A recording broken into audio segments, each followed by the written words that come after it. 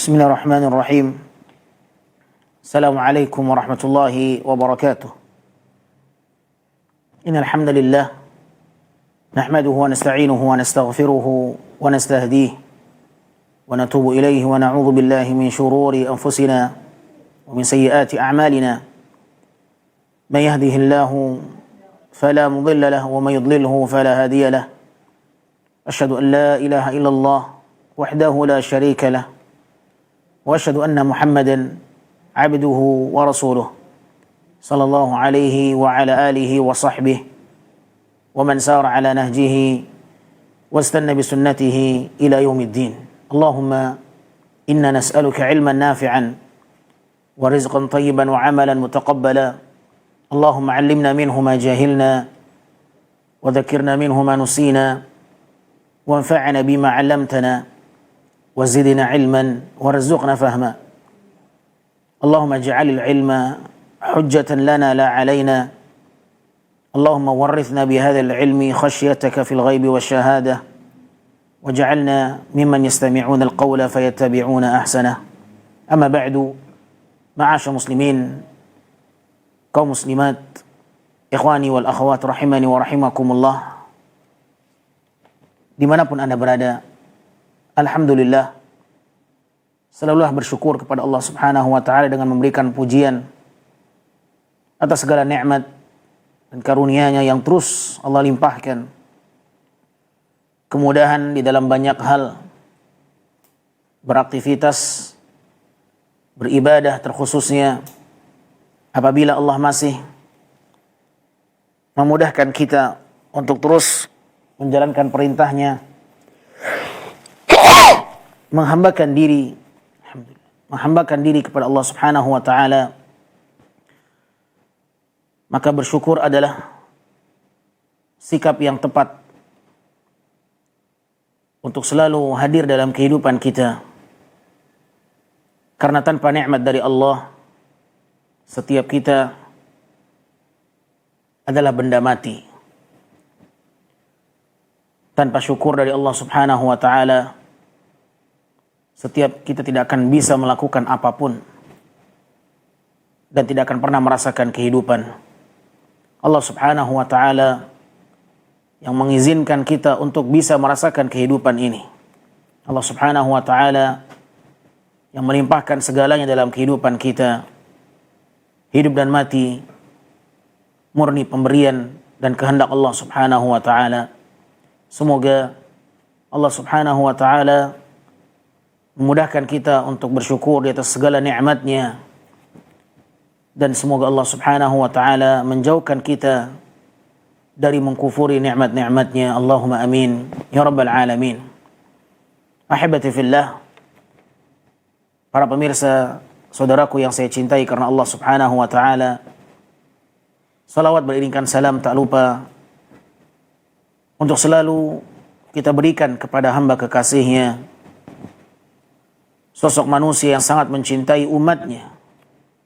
Beliau adalah Nabi kita yang mulia, suri tauladan umat akhir zaman, Nabi Muhammad bin Abdullah, salawatu Rabbi wa salamuhu alaih. Semoga salawat dan salam senantiasa tercurah kepada beliau dan keluarganya, para sahabatnya, dan seluruh umatnya hingga akhir zaman. Ahibati fillah, kaum muslimin yang saya cintai karena Allah subhanahu wa ta'ala, pada kesempatan kali ini kita akan membawakan pembahasan yang berikutnya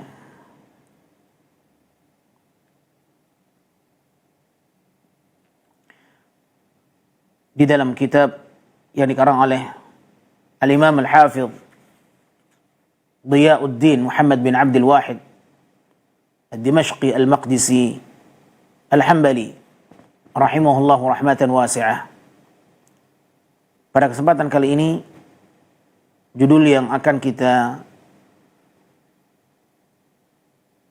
lanjutkan dibawakan oleh beliau dengan tema Fadlu man radda an 'irdi akhihi. Keutamaan bagi siapapun yang membela kehormatan saudaranya. Kemuliaan bagi siapapun yang membela kehormatan saudaranya. Di dalam hadis ini kita akan berbicara bahwa di antara sikap seorang muslim yang mendapati saudaranya sedang dibicarakan, saudaranya sedang dijatuhkan kehormatannya, maka dia tidak boleh diam. Dia harus membela saudaranya, dan dia harus menjaga kehormatan saudaranya, karena mendiamkan saudaranya yang dijatuhkan marwahnya, kehormatannya, maka ini bukanlah sikap yang dibenarkan. Islam memberikan arahan kepada kita untuk saling menjaga kehormatan seorang muslim. Dan dengan inilah akan terjalin hubungan yang tetap terjaga. Dan tidak bisa kita membayangkan seandainya ada saudara kita yang dihinakan, kehormatannya dirusak, kemudian yang lainnya diam. Apabila didiamkan dan dibiarkan, padahal kita tahu saudara kita sedang dibincangkan dan dibicarakan, dijatuhkan marwahnya, maka ini akan menjadi sebuah perkara yang dianggap biasa. Dan dikhawatirkan tradisi membicarakan kekurangan orang lain, membicarakan aib seorang muslim, atau menjatuhkan kehormatan seorang muslim, apabila didiamkan, maka dikhawatirkan ini akan menjadi virus yang menyebar di kalangan kaum muslimin. Tetapi apabila ketika kita mendapati saudara kita kehormatannya sedang dijatuhkan, kehormatannya sedang dihinakan, lantas kemudian setiap muslim yang mengetahuinya akan memberikan pembelaan kepada saudaranya ini, maka yang akan terjadi, tidak semua orang akan berani untuk membicarakan dan menjatuhkan kehormatan seorang muslim. Maka butuh ada orang yang mau menegur, butuh ada seseorang yang berani untuk membela saudaranya, agar kebiasaan membicarakan seorang muslim dan menjatuhkan kehormatannya tidak menjadi kebiasaan yang merebak di tengah masyarakat. Kita mendapati ada fulan, dia sedang berbicara tentang keburukan orang lain, dan dia menghinakan seorang muslim di dalam perbincangannya, pembicaraannya. Dia merendahkan ini, dia merendahkan fulan, dia membicara. Yang lain diam. Hanya sebatas mengangguk-mengangguk. Seakan-akan membenarkan. Oh iya betul, naam. Kalau seperti ini dibiarkan, maka akan bermunculan bibit-bibit yang lain. Yang satu membicarakan saudaranya dan menjatuhkan kehormatan saudaranya, menghinakan kehormatan saudaranya. Yang lain mendengar. Dan nanti yang lain akan ngikut. Terpancinglah dia, terpengaruhlah dia dengan orang yang dia dengar. Si fulan membicarakan kekurangan fulan. Akhirnya dia pun mengikuti jejaknya. Dan itu dianggap suatu hal yang biasa. Akhirnya muncul yang lain juga membicarakan kekurangan, aib-aib saudaranya, menjatuhkan kehormatan saudaranya. ya. Dan ketika dia menceritakan keburukan saudaranya, yang lain juga diam. Yang mendengarnya juga dikhawatirkan akan terkena virus itu. Akhirnya dia pun bercerita ke orang lain. Dia juga terbiasa menceritakan keburukan seorang muslim, menghancurkan kehormatan saudaranya tanpa ada alasan yang jelas. Ghibah. Ya. Dan ini adalah perkara yang perlu diantisipasi dan perlu dipotong apabila kita masih memiliki kebiasaan ini. Ketika kebiasaan ini tersebar di masyarakat dan tidak ada yang membela saudaranya ketika dia tahu ada seseorang yang sedang membicarakan saudaranya, menjatuhkan kehormatan saudaranya, dia diam, maka akan merebaklah tradisi ini.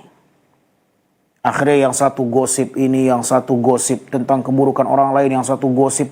Bahkan ini menjadi salah satu tayangan yang memang disiarkan di beberapa siaran-siaran televisi, ya, memang ada acara tentang gosip, membicarakan, ya, tentang status fulan dan fulana. Akhirnya dia bercerai, akhirnya dia begini, disebarin.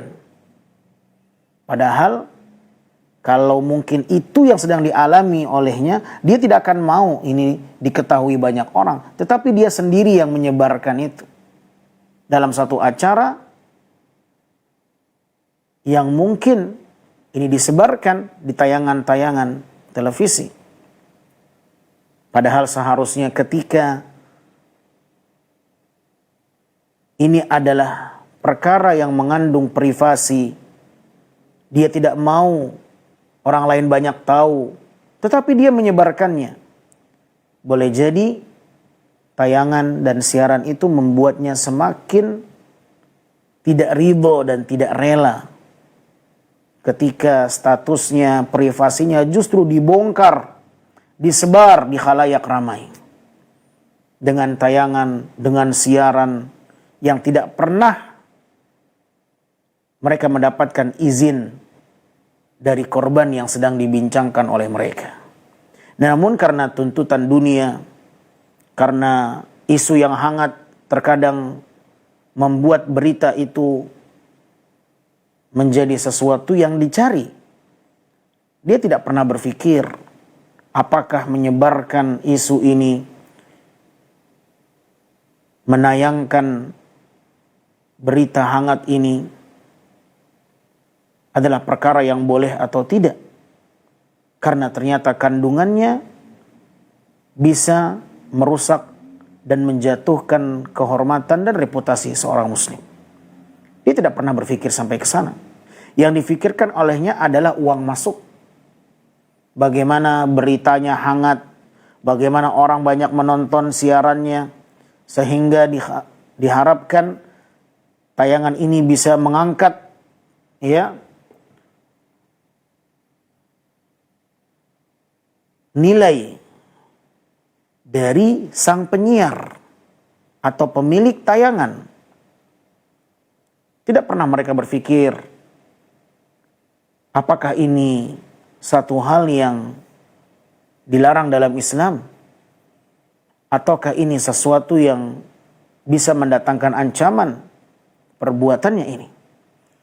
Oleh karenanya ikhwatal iman, Islam adalah agama yang sangat perhatian.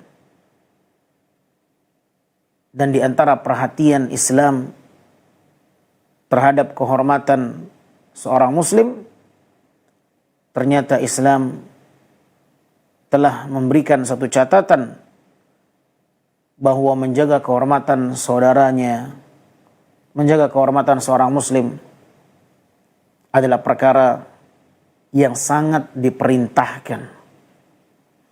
Oleh karenanya kita akan mencoba mengenal lebih dalam apa kiranya keistimewaan membela kehormatan saudaranya yang sedang dijatuhkan. Hadis yang dibawakan oleh sang pengarang kitab rahimahullah datang dari jalur sahabat Abi Darda radhiyallahu anhu. Ani Nabi sallallahu alaihi wasallam qala, Nabi SAW bersabda, man radda an irdi akhihi raddallahu wajhahu 'anil nari yaumal qiyamah.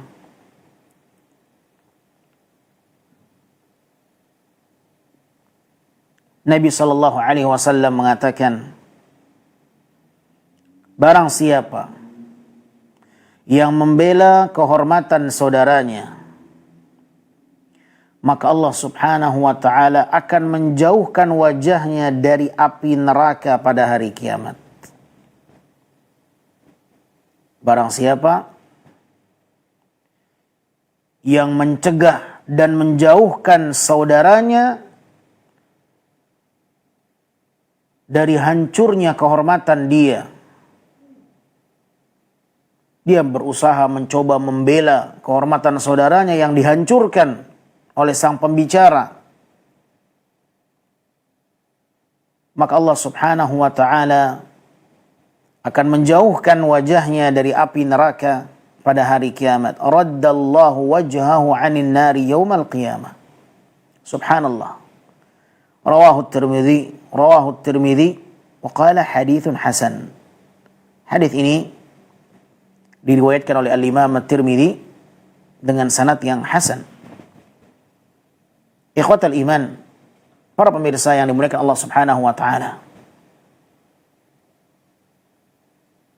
membela seorang muslim ketika kehormatannya dijatuhkan,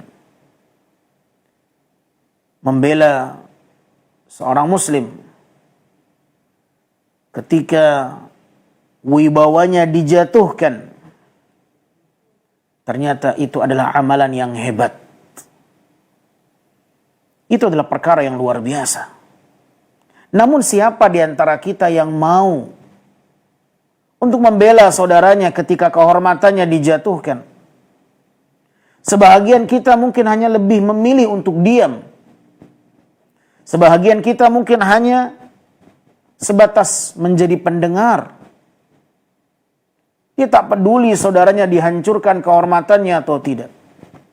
Dia tak peduli saudaranya dihinakan oleh sang pembicara atau tidak. Padahal dia tahu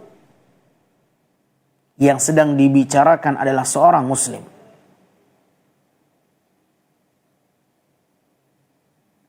Dan kita tahu bahwa perkara ghibah adalah hal yang terlarang. Membicarakan keburukan seorang muslim adalah hal yang tidak benar. Namun terkadang ketika kita tahu bahwa itu adalah perkara yang tidak benar, kita tidak mau meluruskan. Kita tidak mau mengingatkan. Tetapi kita mendiamkan. Ketika saudara kita sedang dibicarakan, dihancurkan kehormatannya, dirusak wibawanya, dia dihinakan. Tetapi dia tidak mau untuk membela saudaranya. Maka kalau kita ingin dijauhkan oleh Allah dari api neraka,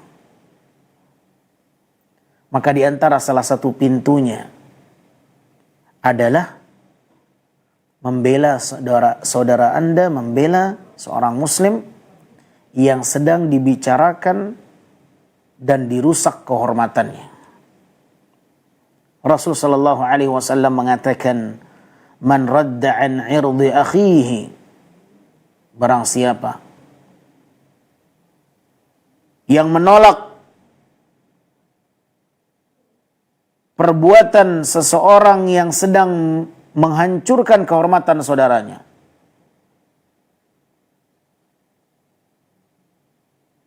Dia membela saudaranya yang sedang dirusak kehormatannya. Raddallahu wajhahu an-nar. Maka Allah akan jauhkan dia dari api neraka pada hari kiamat. Sebagaimana dia menjauhkan saudaranya dari perkara yang bisa merusak kehormatannya. Dia berusaha menjauhkan saudaranya, menyelamatkan saudaranya dari rusaknya kehormatan dirinya. Maka Allah pun akan menjauhkan dia dari keburukan pada hari kiamat. Apa? Allah akan jauhkan dia dari api neraka.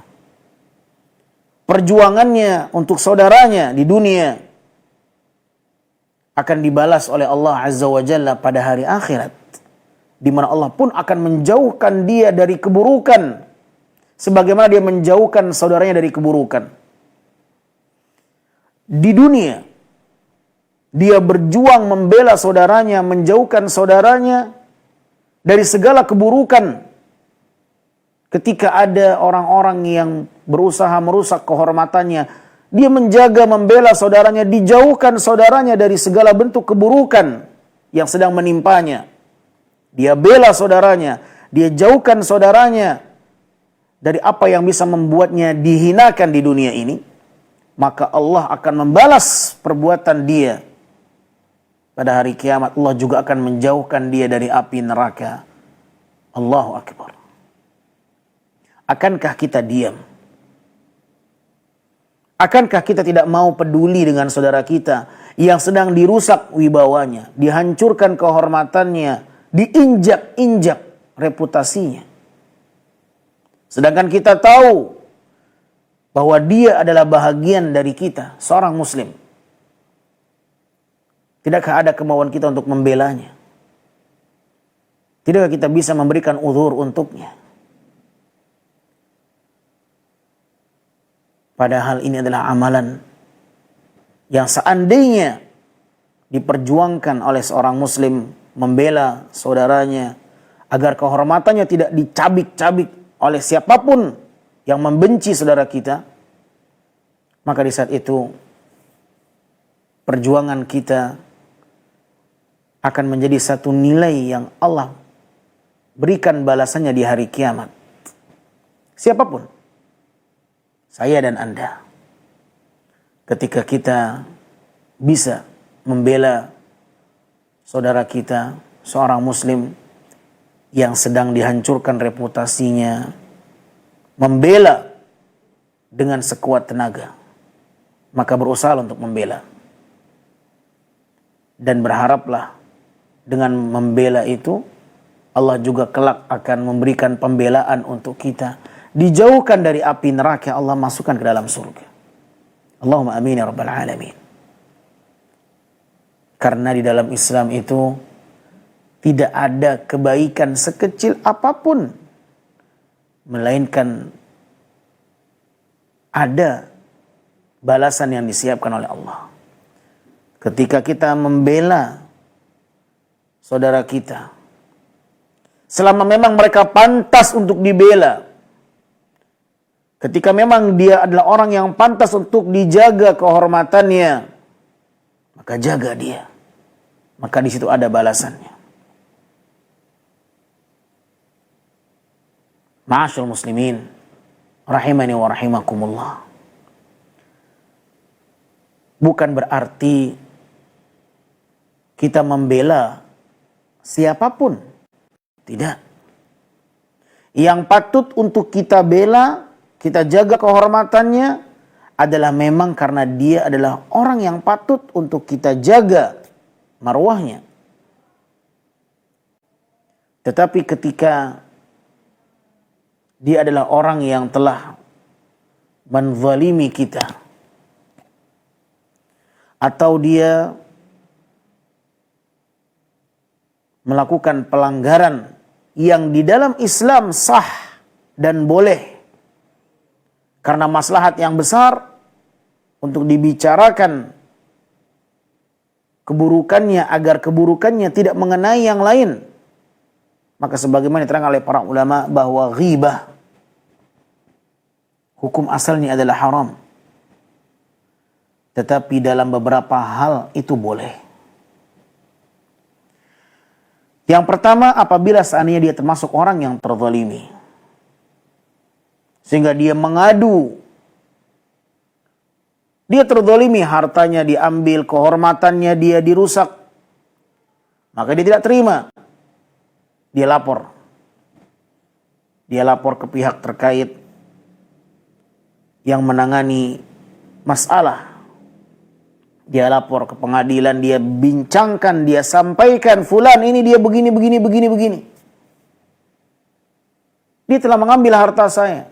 Dia telah menyerobot hak saya. Dia mengambil milik saya, tanah saya, harta saya. Dia menghancurkan kehormatan saya. Ini lain cerita. Ya. Itu hak dia, boleh. Dia boleh untuk menceritakan tentang pelaku yang telah menzaliminya di pengadilan. Salah satu di antara kondisi bolehnya seseorang itu menceritakan keburukan saudaranya. Bahkan kalau seandainya melaporkan tindak kezaliman yang bisa membahayakan orang banyak, maka bisa jadi kepada hukum yang wajib untuk segera dia lakukan agar tidak mengenai banyak korban. Jangan didiamkan. Kita mendengar tindakan yang tak dibenarkan dalam Islam. Seseorang yang merenggut dan mengambil kehormatan seorang wanita muslimah. Ya, na'udzubillah min dzalik. Dia melakukan syahwat yang terlarang, merampas kehormatan seorang wanita yang belum halal. Dia memperkosa misalnya. Dan perbuatan ini adalah perbuatan yang tidak baik. Apakah kita harus membela kehormatannya sang pelaku? Tidak.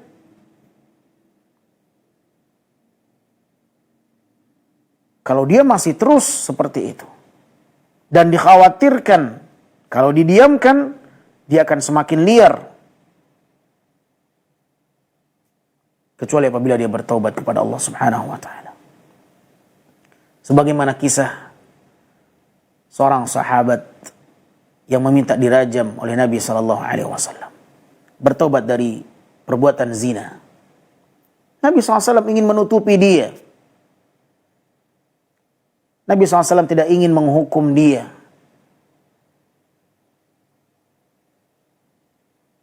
Nabi SAW mencari alasan untuk dia.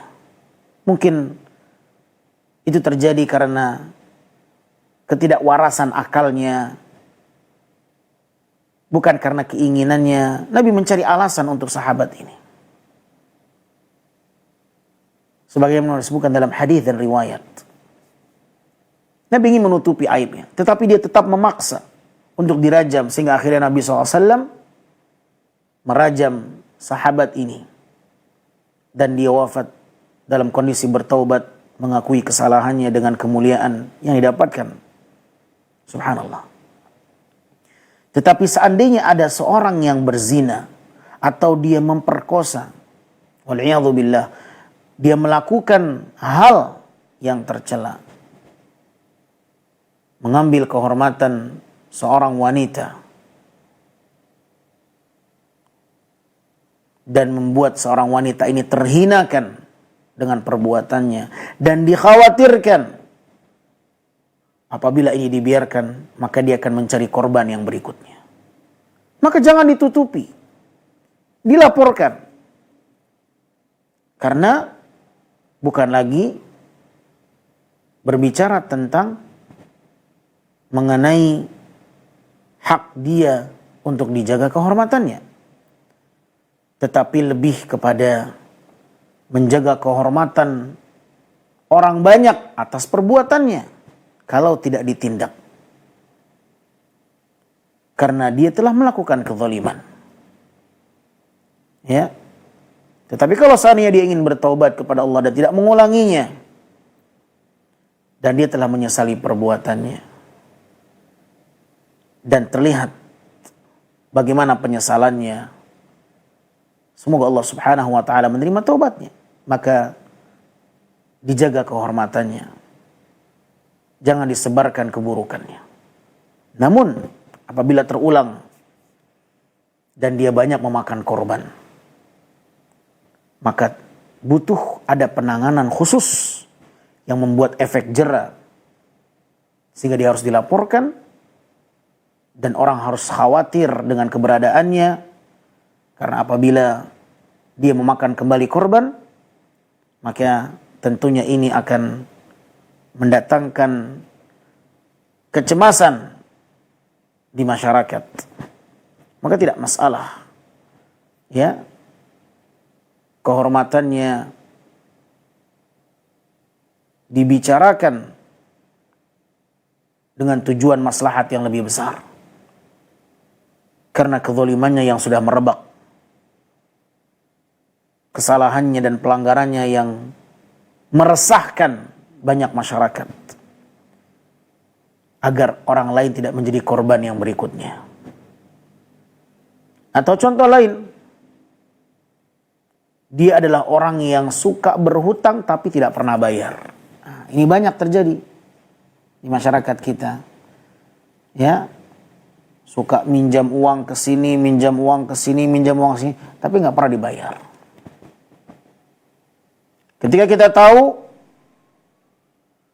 ya, tentang keburukan orang ini dan kita mungkin termasuk di antara korbannya.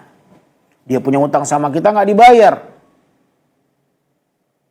Kita hubungi nomor teleponnya nggak diangkat. Kita hubungi nggak dibalas. Cuek. Ada yang seperti ini. Subhanallah. Kita terzalimi. Dan jangan sampai ada orang lain yang menjadi korbannya seperti kita.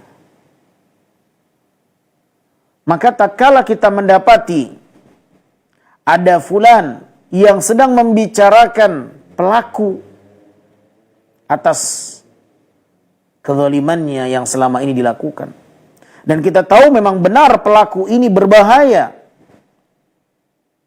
maka apakah kita tetap membela dia, menjaga kehormatannya, sedangkan di sana butuh kejelasan dari pihak pendengar, karena boleh jadi dia menjadi korban yang berikutnya.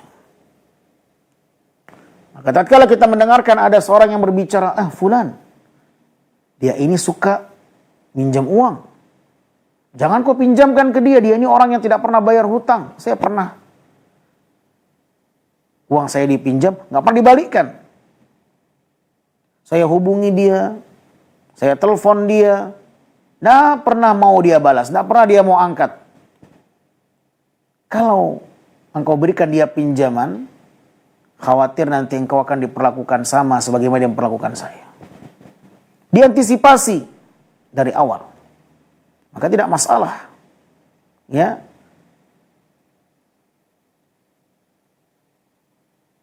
yang berbicara membicarakan tentang kehormatan saudaranya yang bisa merusak reputasi saudaranya karena dengan tujuan agar perbuatannya ini tidak berdampak kepada orang lain dan memakan korban yang lain. Seperti contohnya misalnya fulan dibicarakan di tengah sebahagian kaum muslimin tentang virus LGBT. Tentu ini perkara yang aib. Dibincangkanlah fulan ini. di sebuah forum atau di hadapan seorang yang lain. Dan kita tahu memang ini virus yang berbahaya. Dan kita tahu bahwa orang yang sedang dibicarakan ini memang dia pernah menjadi korban. Bahkan dia pernah menjadi pelaku. Bahkan ada indikasi-indikasi sikap-sikapnya yang mengarah kepada sifat LGBT. Ketika kita mendapati ada si fulan yang sedang membicarakan tentang dia, sang pelaku, apakah lantas kita berhak untuk membela dia, menutupi aib dia? Maka dilihat, seandainya yang dibicarakan ini adalah orang yang memang sangat dikhawatirkan atas perbuatannya dan bisa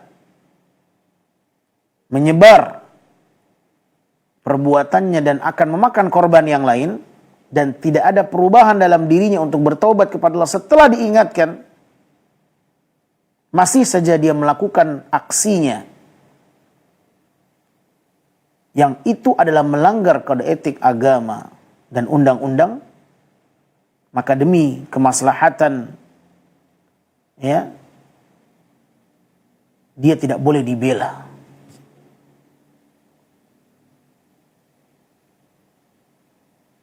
Karena dia telah melakukan pelanggaran dan dia tidak mau memperbaikinya. Dan dikhawatirkan ada orang yang akan terkena imbasnya, efeknya, dan akan banyak memakan korban. Kalau tidak diingatkan orang lain tentang keburukan siapa dia sebenarnya. Maka pada asalnya seorang muslim wajib untuk membela kehormatan saudaranya. Jangan sampai saudaranya dirusak kehormatannya. Kalau dia mendapati ada orang yang membicarakan tentang saudaranya, keburukan saudaranya, dia wajib untuk membela saudaranya itu. Ya. Bahkan pahalanya sangat besar. Nabi mengatakan alaihi salatu wassalam, man radda an irdi akhi raddallahu waj'alin nar yaumal qiyamah. Barang siapa yang membela kehormatan saudaranya, maka Allah akan jauhkan dia dari api neraka pada hari kiamat. Allahu akbar. Betapa mulianya sikap seorang muslim yang membela kehormatan saudaranya ketika dijatuhkan oleh sang pembicara, oleh sang pelaku. Dan kita sering mendapati ini di lapangan. Dalam kehidupan, kita sering mendapati fulan dibicarakan oleh seseorang dan keburukan-keburukannya membuat dia dihinakan, marwahnya hilang, kehormatannya hancur, rusak. Kalau kita tahu bahwa itu hanya sebatas tuduhan dan fitnah, wajib kita bela. Setidaknya kita meminta sang pembicara untuk klarifikasi, apakah betul apa yang kau bicarakan ini? Apakah kau sudah mengklarifikasi langsung kepada dia? Itu termasuk di antara bentuk pembelaan. Pembelaan kepada seorang muslim yang sedang dihancurkan marwahnya. Kita sering mendengar pembicaraan, obrolan dua orang. Ya, fulan begini, fulan itu begini. Kita tahu obrolan ini akan mencabik-cabik kehormatan saudara kita. Maka pembelaan harus datang dari kita. Akhi, apa benar yang kau bincangkan? Atau hanya sebatas isu? Sudah kau klarifikasi? Apa kau sudah mencoba datang menasehatinya? Jangan-jangan yang kau ucapkan hanya sebatas isu dari mulut ke mulut nih. Ternyata tidak benar. Oh sudah akhi, anak sudah cek langsung ke orangnya, anak bertanya langsung ke dia. Ya, bahkan ada rekamannya, anak bicara sama dia, subhanallah misalnya. Dan apabila dia memiliki bukti-bukti yang kuat dan sangat menimbang antara maslahat dengan mafsadah, Dan sisi mafsadahnya, kerusakannya jauh lebih besar kalau orang ini dibiarkan merajalela dengan tindakannya, perbuatannya yang banyak merugikan orang lain, maka tidak benar kita membela dia. Setelah kita tahu bahwa dia tidak mau memperbaikinya, tidak mau bertobat, dia tetap bersikeras melakukan keburukannya itu, maka tentunya kita wajib untuk mengantisipasi saddan lidzari'ah. Kita harus menutup pintu bagaimana perbuatannya tidak banyak memakan korban. Dengan cara apa? Kita sampaikan kepada orang yang dikhawatirkan akan menjadi korbannya, kita sampaikan ke dia. Ya, bahkan ketika kita mendengarkan obrolan itu, agar saudara kita terjaga dari kezalimannya, maka itu termasuk di antara bentuk kita menjaga dia dari perbuatan zalim yang bisa menimpanya. Ya. Di antara ghibah yang diperbolehkan ahibati fillah adalah membicarakan kekurangan seseorang, ya, di saat kita ingin mengenal lebih dalam calon pasangan kita untuk menikah. Ini boleh. Sebagaimana Nabi Shallallahu Alaihi Wasallam menjelaskan tentang dua orang sahabatnya yang ingin menjadi salah satu pilihan bagi seorang wanita untuk menerima lamarannya. Nabi mengatakan, jangan kau nikahi dia karena dia adalah seorang yang pelit, atau dia adalah seorang yang miskin, tidak punya harta, su'uluq la malalah. Dia orang yang miskin, tidak punya harta, khawatir nanti kebutuhanmu tidak tercukupi olehnya misalnya. Ya. Adapun yang satu ini, maka dia adalah orang yang suka memukul, tidak pernah melepaskan tongkatnya. Lihat, Nabi sebutkan keburukan-keburukan, aib-aib yang ada dalam diri seseorang ketika memang ada maslahatnya. Wanita ini ingin menikah dari dua orang yang datang melamarnya. Yang satu punya sifat karakter suka mukul, yang satunya ini miskin, tidak punya harta. Nabi perkenalkan, orang ini begini, orang ini begini, orang ini begini. Jangan nanti engkau menyesal nikah sama dia. Hanya kan Nabi SAW menjelaskan tentang keburukan yang ada pada diri seseorang. Bukan niat untuk menjatuhkan reputasinya. Ya, bukan ada maksud Nabi untuk merusak marwahnya, tidak. Tetapi agar wanita yang akan menikah ini selamat dari keburukan lelaki ini. Keterbukaan harus ada, transparansi harus ada. Ya, agar jangan salah pilih pasangan. Dalam hal ini para ulama mengatakan boleh. Dan dalam beberapa kondisi yang lain. Ala kulli hal ahibati fillah, kaum muslimin dan muslimat, para pemirsa yang semoga dimuliakan Allah Subhanahu wa taala, hukum asalnya membela kehormatan seorang muslim yang sedang dijatuhkan dan dihinakan, maka itu adalah perkara yang sangat luar biasa. Bahkan Nabi Shallallahu Alaihi Wasallam mengatakan, barang siapa yang membela kehormatan saudaranya, maka Allah akan jauhkan dia dari api neraka pada hari kiamat, sebagaimana hadis yang diriwayatkan Imam Tirmidzi dengan sanad yang hasan.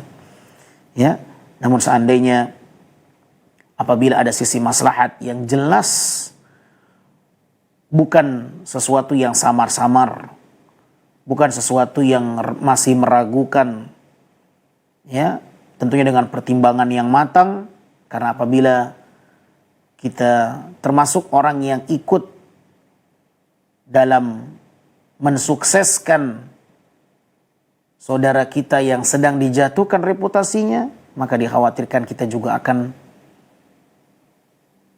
mendapatkan dampak buruknya seandainya apa yang disampaikan itu tidak benar. Kalau ternyata hanya sebatas tuduhan dan kita mengiyakannya, berarti kita sedang sepakat di atas kezaliman. Wal'iyadzubillah. Maka berhati-hatilah dalam mengambil sikap. Jangan sampai kita menjadi orang yang tolong-menolong dalam keburukan dan permusuhan. Wala ta'awanu 'alal itsmi wal 'udwan. Jangan kalian tolong-menolong dalam perihal yang mengandung dosa. dalam perihal yang mengandung permusuhan, akan tapi telah menolong kalian ketakwaan dan kebaikan.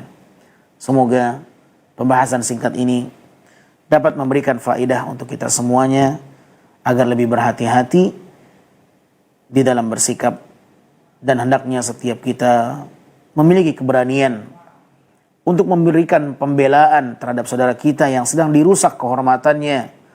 Apabila mereka adalah orang-orang yang berhak untuk dibela, maka belalah dia. Dan berharaplah balasan yang besar dari Allah Subhanahu wa ta'ala, di mana Allah siap untuk menjauhkan hambanya dari api neraka pada hari kiamat. Bagi siapapun yang membela saudaranya, kehormatan saudaranya yang sedang dihinakan oleh siapapun.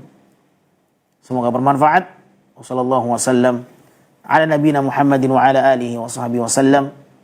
Wassalamualaikum warahmatullahi wabarakatuh.